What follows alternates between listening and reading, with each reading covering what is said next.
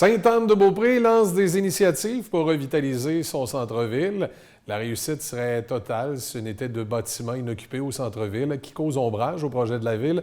Marc, tu as rencontré le maire, M. Jacques Bouchard. Effectivement, Michel, et le maire a lui-même rencontré des citoyens qui se sont montrés intéressés à s'impliquer afin de corriger la situation. Alors, je vous invite à écouter notre reportage. Bien, au départ, il faut que je commence depuis le début. En janvier 2018, Mme Annie Lévesque était venue me rencontrer pour savoir c'était quoi notre vision comme conseil pour la revitalisation du centre-ville.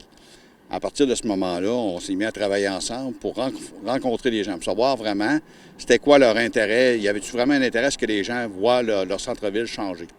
Et effectivement, il y a eu beaucoup de gens qui sont venus à différentes rencontres qu'on avait organisées. Et de là a sorti différentes idées, bien entendu.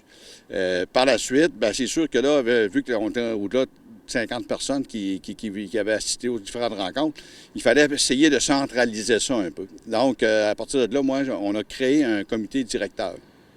Et ce comité directeur est composé, entre autres, de Frédéric Harvey, l'urbaniste de la ville de Sainte-Anne-de-Beaupré, de Bernard Keating, citoyen de la ville de Sainte-Anne, d'Annick Néron, qui est agent de développement pour la SADC, Annie Lévesque, bien entendu, commerçante de galerie d'art et de ni vu ni cornu, Bernard Paré, directeur de développement Côte-de-Beaupré, et Françoise Roy, chargée de projet pour le développement Côte-de-Beaupré.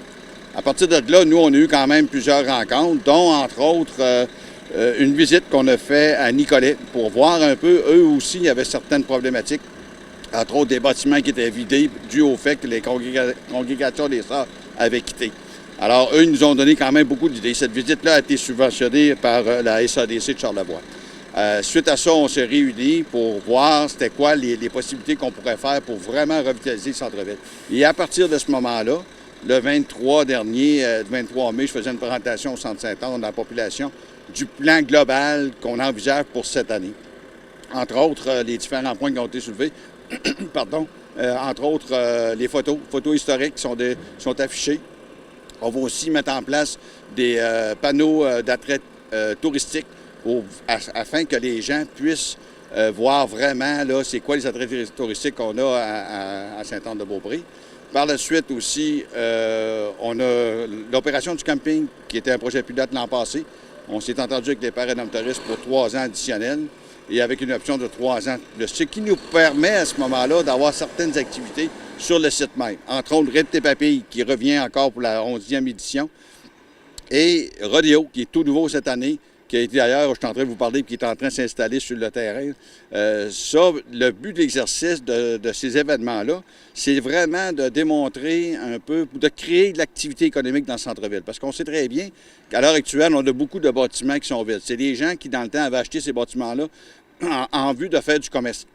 Bien entendu, considérant qu'il reste quand même, on parle de 800 000 visiteurs qui viennent à la basilique. C'est quand même important, sauf que le problématique qu'on a, c'est que ces gens-là viennent voir la basilique, oui, mais il n'y a pas vraiment d'attractivité au niveau du centre-ville pour que les gens puissent venir. Donc, c'est la raison pour laquelle on essaie de créer des choses justement pour amener cette attractivité-là. Ce qui fait qu'à partir de là, en espérant qu'on puisse amener une certaine affluence, va permettre probablement à des gens d'affaires de pouvoir réinvestir dans des bâtiments qui sont vides pour justement apporter du commerce. Au travers de tout ça, on regarde aussi, on est en train de finaliser une entente avec le père rédemptoriste concernant la réouverture du stationnement de l'auberge et l'utilisation de la terrasse, parce qu'on aimerait y installer du mobilier urbain.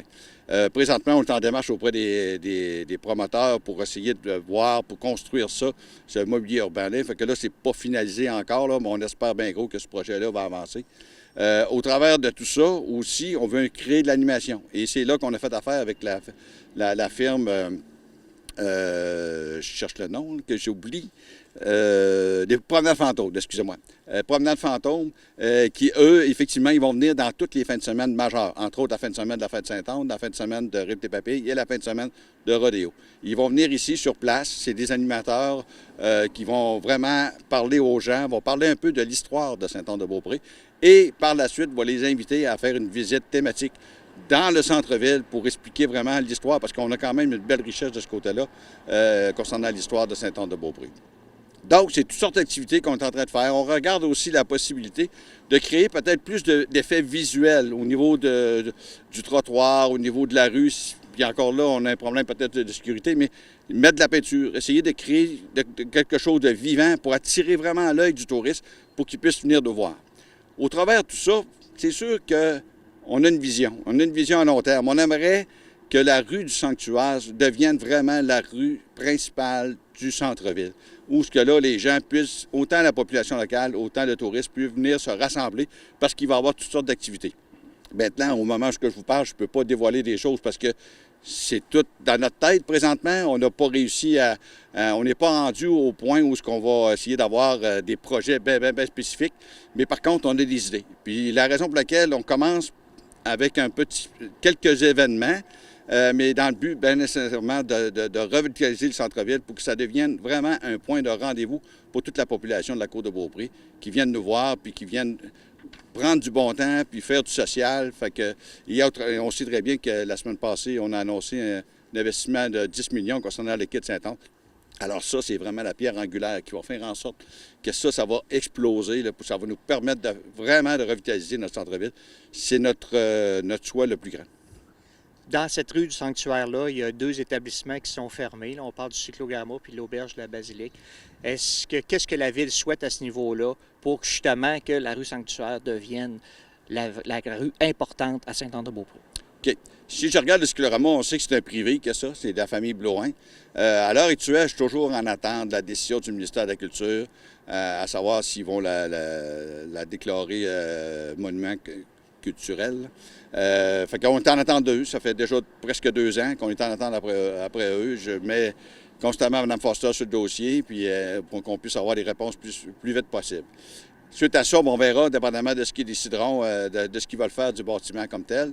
Mais ma volonté à moi, c'est sûr que je l'ai exprimé à Mme Foster, je ne veux pas me ramasser avec un bâtiment vide. C'est bien beau, là, la culture, ils déclarent des choses, monuments historiques, sauf qu'au bout de la ligne, ça reste vide, puis ça tombe en décrépitude. Fait que, non, oui, s'ils le déclarent, oui, mais faisons un projet avec ça. Ça, c'est bien important pour moi. L'autre point que vous mentionnez concernant l'auberge, bien, vous savez comme moi, à l'heure actuelle, les pères et dames touristes sont en restructuration de tous leurs bâtiments. On n'est pas rendu au point où on va savoir quoi faire avec certains bâtiments.